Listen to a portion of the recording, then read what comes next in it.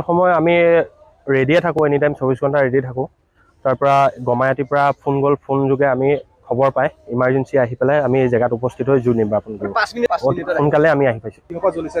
কিহৰ পৰা জ্বলিছে কিবা শ্বৰ্ট হ'ব চাগে, চিলিণ্ডাৰ আছিল, তেখেতলোকে বিড়ি চিগাৰেট খোৱা কিবা এনেকৈ খাই আছিল চাগে, তেনেকুৱা পৰা জুই লাগিব পাৰে। আমি ৰাতিপুৱা শুই উঠি চাওঁ যে ৰাস্তাত গাড়ী এখন জুই জ্বলি আহি আছে।